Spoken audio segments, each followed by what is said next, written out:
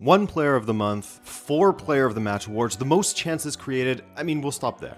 We gotta save some stats for later, right? Nico Paz being presented the trophy for Rising Star of the Month. And he's won that award in consecutive months this season, on top of another big award. And so, every once in a while, a talent comes along that is so incredible to watch.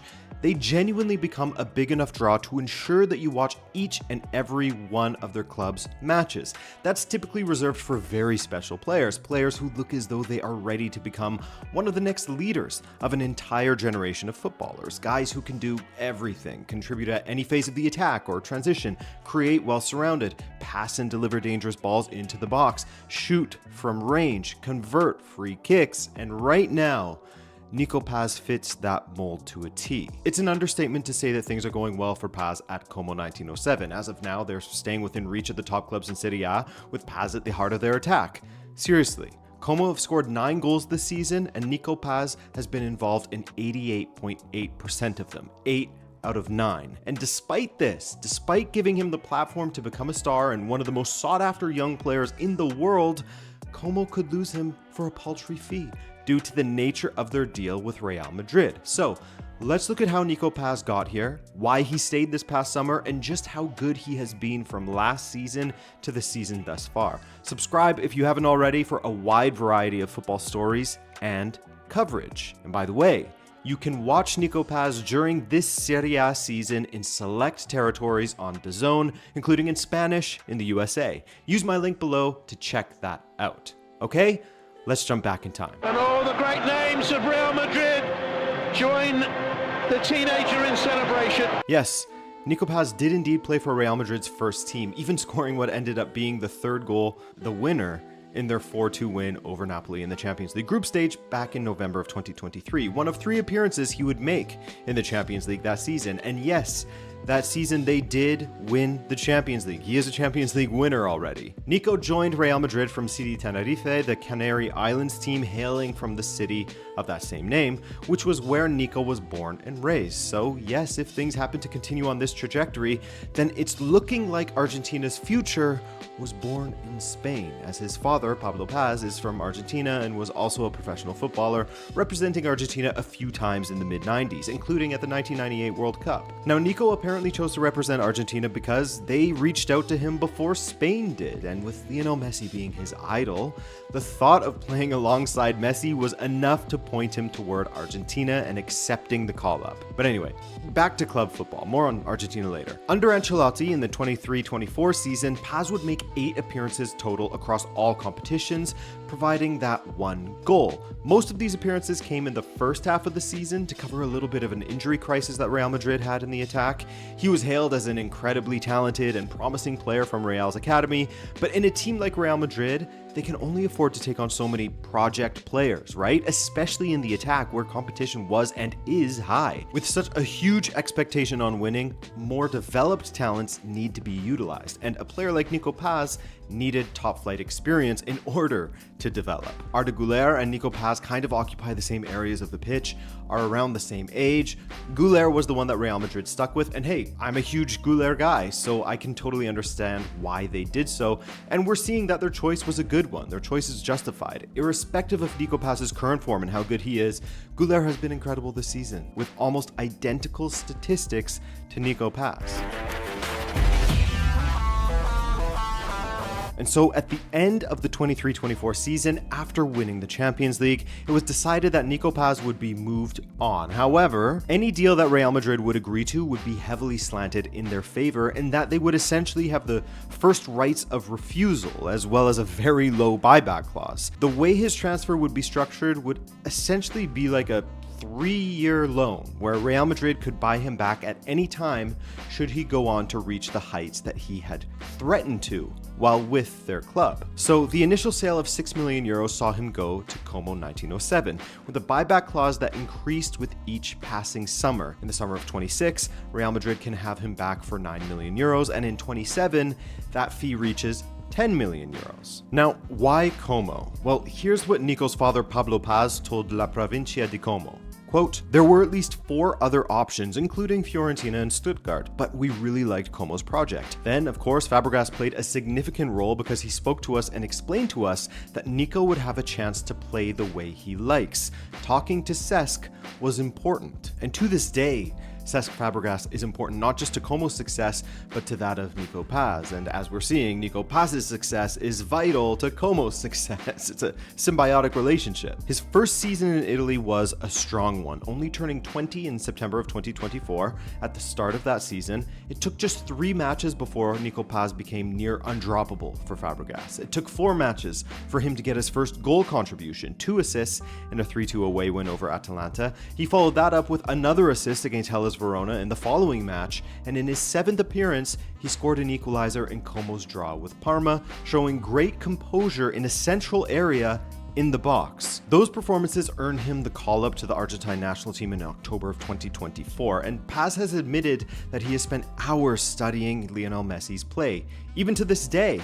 And when he got called up to play alongside him, quote, I get nervous when I see him, so I didn't speak much at all because I was so embarrassed. That said, on his debut against Bolivia, he provided the pass for Lionel Messi's 3rd goal, his hat-trick goal, and Messi no doubt blew his mind with comments he made afterward, saying of Paz, quote, Nico has a lot of quality. He has a great head on his shoulders. He understands the game perfectly, and I hope he continues like this. He played, he enjoyed it, and I think he'll feel comfortable in this team because he likes having the ball. Looks like they'll be playing together at the World Cup despite the 17-year age difference. Dude was a month old when Messi made his senior debut for Barcelona. It's crazy. Anyway, in all, he finished the season with 6 goals and 9 assists from 35 Serie A appearances, with his performances improving match upon match, most often operating in central areas of the attack as a number 10 or at times even a center forward, but towards the end of the season, also playing on the right wing. At the end of that season, he won the Serie A Best U23 Player Award, beating out Kenan Yildiz,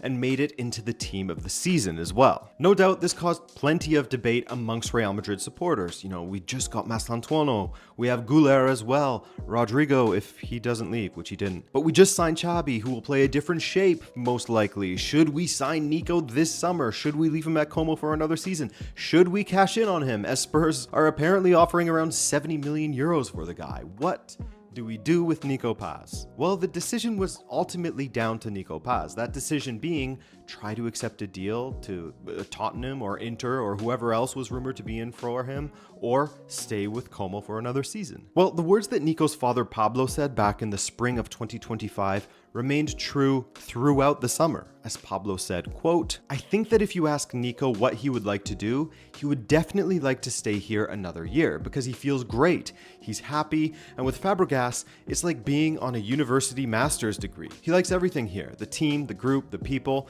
Then of course, there are higher interests at stake, but another year here would be fine. Now this is what I like to hear when it comes to youngsters and the decisions they make when it comes to their development. Now, if Fabregas had moved on to Inter, for example, which Inter was really pushing for last summer, you can see how things would likely be completely different. But clearly, Nico Paz sees just how much Fabregas has improved him as a player, having said previously, quote, having a legend as a coach is incredible. He's a person that puts you at ease and who teaches you a lot, both about life and about football. And in speaking to DAZN, Paz said, quote, the best thing is that he gives me the confidence to play my football. He keeps me calm and wants to have me playing in between the lines. And that's something really important for me. I also remember him as a player. He had so much quality and had an amazing final ball. He knew when to arrive in the penalty area to score goals, and that's something I have to improve, to get into the box more. That final pass of his is something that I study a lot. And at the beginning of this season, so far, so good on everything. I mean, he kicked things off with a goal and an assist in a 2-0 win over Lazio, his goal being a stunning free kick, yet another weapon in his growing arsenal. Como then fell to Bologna 1-0, but from then on, Paz has had an influence in every match, bar the 1-1 draw against Atalanta. Paz is sitting on 4 goals and 4 assists from 7 Serie A appearances, looking more and more dangerous with every passing match. He pirouettes away from defenders who get too close. He slaloms through them, whether in tight spaces or when he has space to run with the ball, which is never something you want to see if you're the opposition. He's cutting inside and utilizing his pinpoint accuracy to either play undefendable crosses or curl the ball just inside the post, as he did against Juve. Nico Paz! Tutta la sua qualità! He has more goal contributions than any other player in the league at the moment, with 8 to Pulisic and Boni's 6. He leads the league in chances created with 26 to DeMarco's 22. In August, he won both the Serie A Player of the Month as well as the Rising Star of the Month, which is basically the Young Player of the Month. He won that award again in September, by the way. Defending champion, defending his belt. Now, before Como's 2-0 win over Juventus in October of 2025, Fabregas spoke to Arsene Wenger, who was in attendance. He was asked about Wenger at the end of the match, saying, quote, "I thank him because at 16 he believed in me just as I believe in Nico Paz, who is a champion. I'm very confident about his future because I can recognize when a player has the mindset to become a top player. If he continues like this, he can go wherever he wants." And co-signing on this assertion, in his own way at least, is Argentina's national team coach Lionel Scaloni. When he was asked about Nico's place in the national team's future, he said, quote, "We have a settled national team with a solid foundation, and those who are coming through are already making their contribution. Nico is destined to be one of those who will stay with us for the long haul." So all things are pointing toward a very special career for Nico Paz should he continue on this trajectory. Of course, that's always the key to everything, but the signs are truly there as he looks relatively unmatched in Serie A at the moment with the way he's been playing recently. Guys, that's all from me today. Thank you so much for watching, and don't forget to check if you're subscribed. Lots of content every week from me here. Beyond that, take care.